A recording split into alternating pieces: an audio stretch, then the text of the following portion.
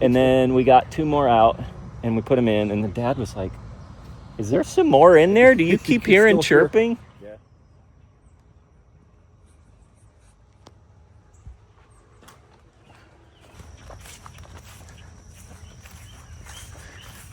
What do we have here?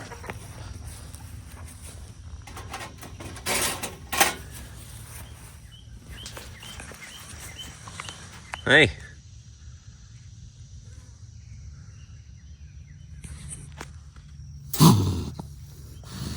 Oh, come on now. There's 2 big things on today's episode of The Modern Yeoman. Number 1, surprise chicks, bonus chicks we didn't know about, and a lot of them.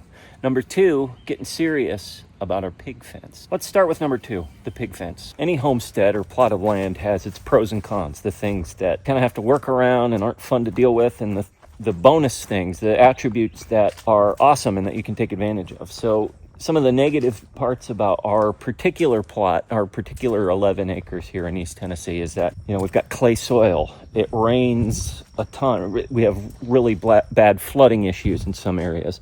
But one of the best parts of living here is the copious amount of red cedar that we have. Just about everywhere that you look in the woods between our home acre and the back pastures, you'll see tons of red cedar growing. So I talked about it in last week's episode. We had a couple of cedar trees come down over the past year. Some went down during Helene. Some went down fairly recently in a big squall that we got. We got some really heavy storms. Dad and I cut some of those up in the previous year, and then the last storm that we got, Dad was able to cut this one that fell. You can still see some of it sticking out. And there was a few trees that fell. I think there was a sycamore, but there's also a really nice cedar. It was in good condition. There was a pretty healthy log that seemed to be ripe for using as a post. So I'd say it was maybe 14 feet long. So I could get 2 good fence posts out of it. The bottom half of that post had a wider circumference, and it looked more suitable as a corner post for my fence. But upon inspection, I noticed that there had been some rot on the interior of it. Enough rot to where I wasn't comfortable using this post as the corner of my fence. So I ended up using the top portion of that limb, which really didn't have any rot visible on it. There was a little bit of a hole on the bottom where I cut it. That hole only went in half an inch inside of the wood itself.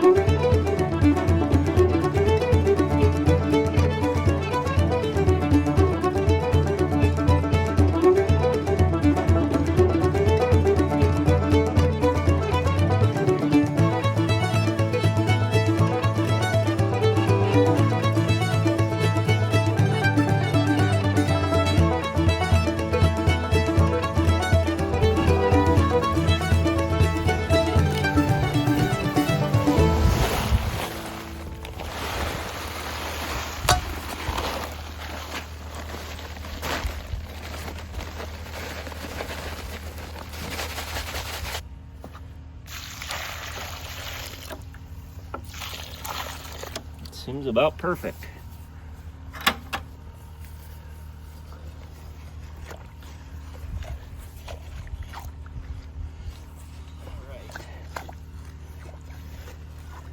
That sink in.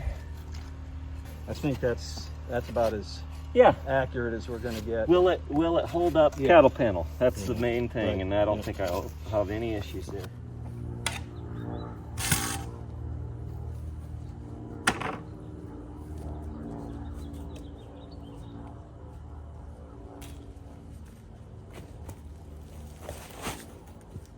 So I'm going to let this finish curing out a little bit more before I pile on the dirt, top it off.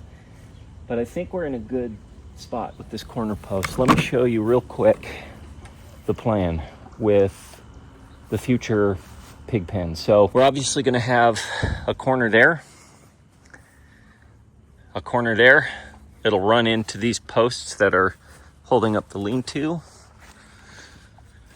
and then finish off there. And I'm going to have a big gate right here that I can open up and put some hot wire out and get the pigs out into the woods when it's time for that. But in the meantime, I've mentioned it before, I kind of want to focus on this being mostly a stationary pen and use a deep bedding system.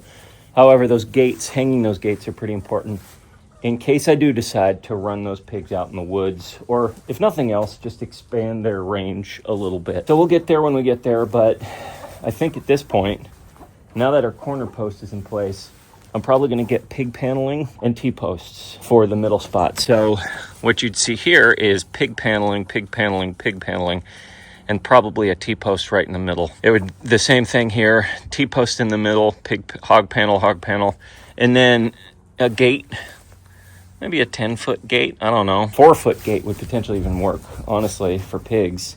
And then I may put another gate over here just for easier access from the home and the garden side of the barn. I'm excited that I got this corner post in place. You'll note that this little knob is facing on the inside, and that's so I can hang paneling here and hang paneling there. That little cut is covered up with polyurethane, but it's a cedar post, so it should do just fine out here in the elements.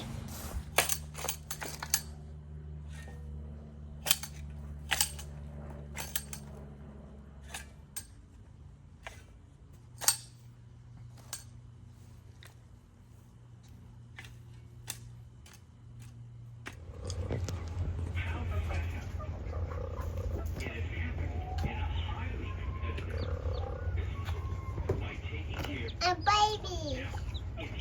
I understand that they fool. That they fool.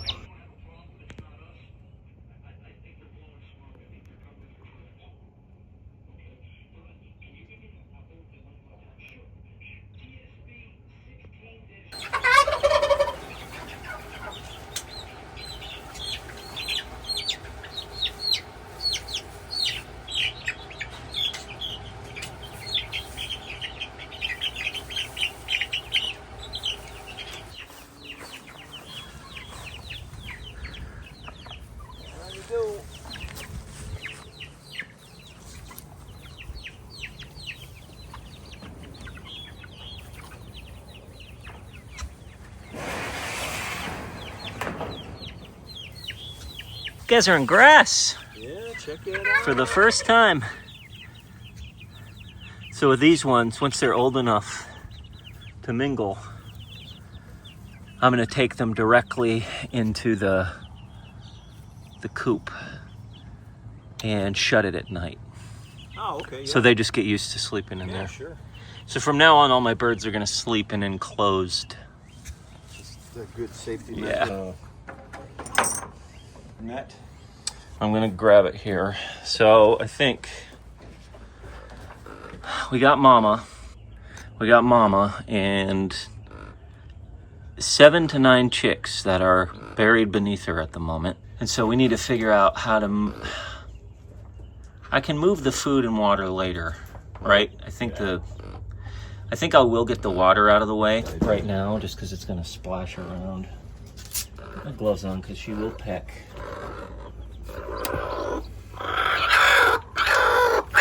Oh, yeah, shucks. Well, Oh, man. Well, we're moving them, so. yeah. Boy, that's... Did they all go underneath her? I don't like the fact that I just got all those chicks wet, probably. Is that?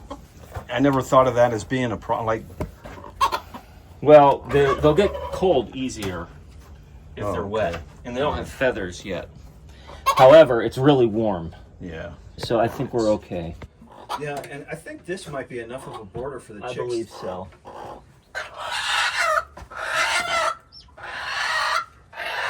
There's the chicks.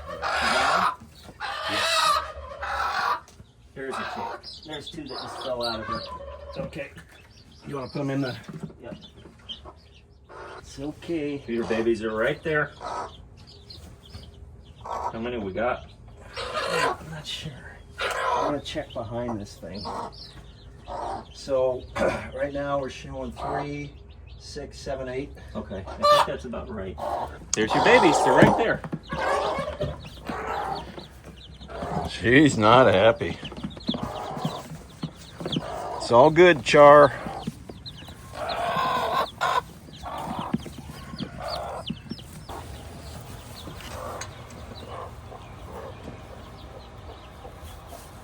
There we go.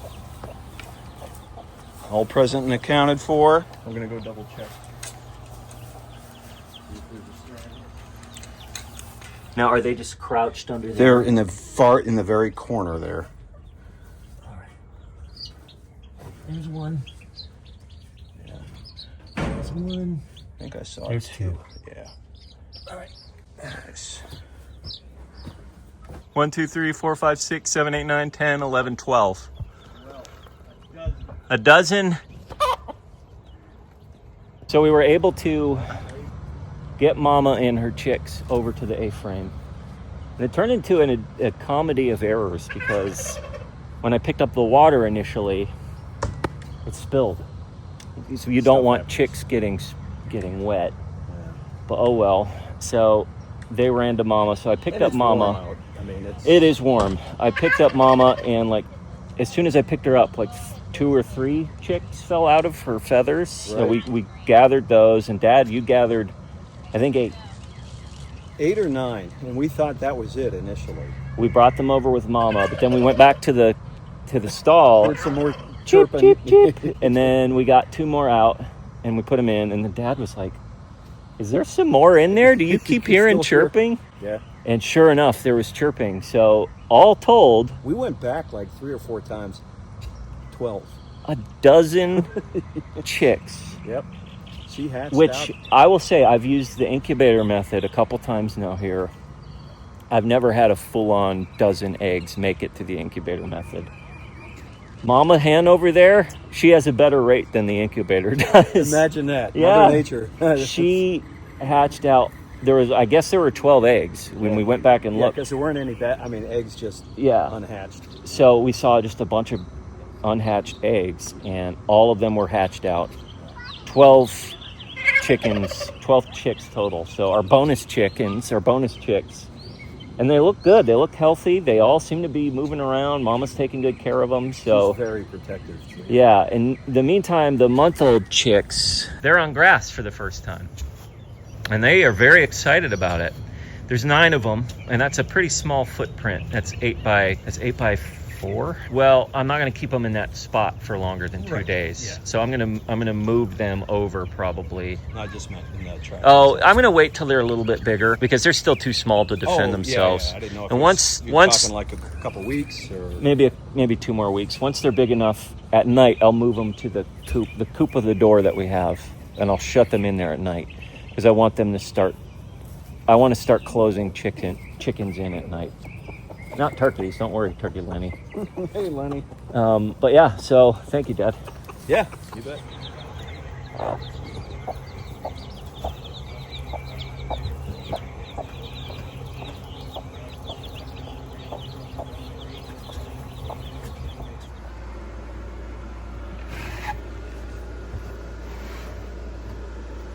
Lenny is a dad. Got a few in there.